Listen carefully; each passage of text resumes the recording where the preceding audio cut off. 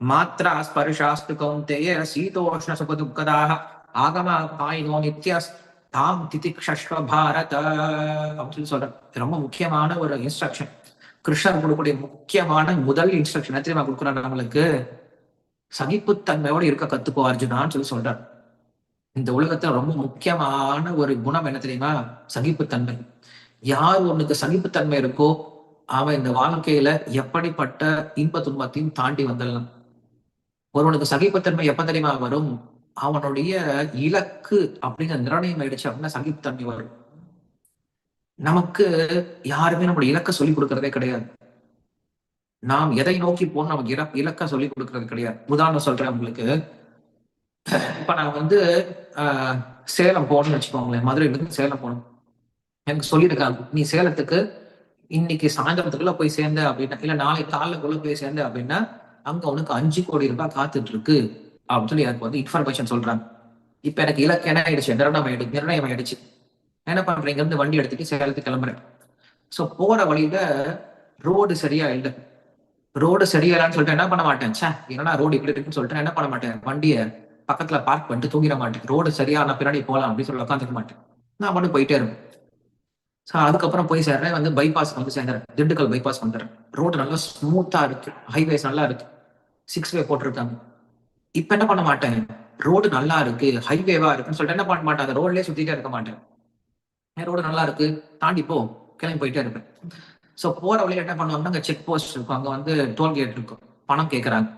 ஏன்னா பணம் கேட்கறான், நம்மளுக்கு பணம் நஷ்டம் தானே சொல்லிட்டு என்ன பண்ண மாட்டேன், நான் பணம் எல்லாம் கொடுக்க மாட்டேன்னு சொல்லிட்டு மறுபடியும் டோலுக்கு பக்கத்திலே பார்க் பண்ணிட்டு தூங்கிட மாட்டேன். பணத்தை கொடுத்துட்டு போயிட்டு இருக்கேன்.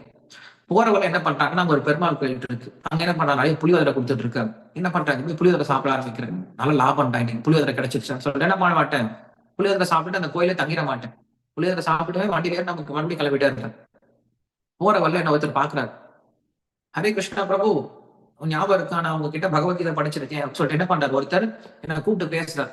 ரொம்ப சந்தோஷமா அவர்கிட்ட பேசிட்டு இருக்கேன். அவர் என்ன புகழ்றாருன்னு சொல்லிட்டு அவர் பின்னாடியே நான் போயிட மாட்டேன். அவர்கிட்ட பேசிட்டு நான் பண்ணி என் வேலையை பார்த்துட்டு போயிட்டு இருப்பேன். போற வரல ஒருத்தர் ஓவர்டேக் பண்ணிட்டு என்ன திட்டிட்டே போறேன். ஏய் பார்த்து போக மாட்டியாப்பா, என்னப்பா இப்படி வண்டி ஓட்டுறேன்னு திட்டுறாரு. சே நான் திட்டாருன்னு சொல்லிட்டு அதே இடத்துல நிக்க மாட்டேன்.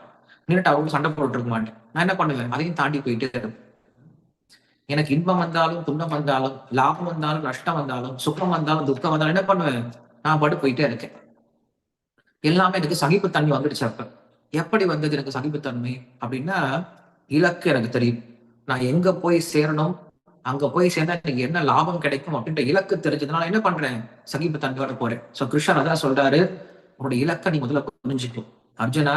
மனித வாழ்க்கையுடைய இலக்கு அப்படிங்கிறது சொர்க்கத்துக்கு போறதோ, நரகத்துக்கு போறதோ, இன்பம் அடைகிறதோ, துன்பம் அடைகிறதோ, இல்ல இந்த உலகத்துல லாபம் சம்பாதிக்கிறதோ, நஷ்டத்தை தவிர்க்கிறதோ, பேர் வாங்குறதோ, இல்ல வந்து இலி பேரை வந்து தவிர்க்கிறதோ உனக்கு உன்னோட இலக்கு கிடையாதுப்பா. இந்த உலகத்துல நீ பிறவி எடுத்ததுக்கு தெரியுமா, ஆத்மாவை உணர்ந்து பகவானை அடைந்து மோட்சம் அடைவதற்கு தான் இந்த மனித உடல் கொடுத்திருக்காங்களே தவிர, இந்த உலகத்தில் நீ நல்லபடியா வாழ்வதற்காக உனக்கு இந்த உடலை கொடுக்கப்படல. அதனால என்ன பண்ணிக்கோ, முதல்ல நீ உன்னுடைய இலக்கை நீ முதல்ல புரிஞ்சுக்கோன்னா முதல்ல சொல்றான் கிருஷ்ணர். அப்படி புரிஞ்சுக்கிட்ட அப்படின்னா உன்னோட இலக்கு நிர்ணயம் ஆயிடுச்சுன்னு வச்சுக்கோவேன், நீ எந்த விதமான பாதிப்பும் இல்லாம உன்னுடைய வாழ்க்கையை நடத்திட்டு போலாம் அப்படின்னு தான் கிருஷ்ணன் முதல்ல அவர் சொல்லி கொடுக்க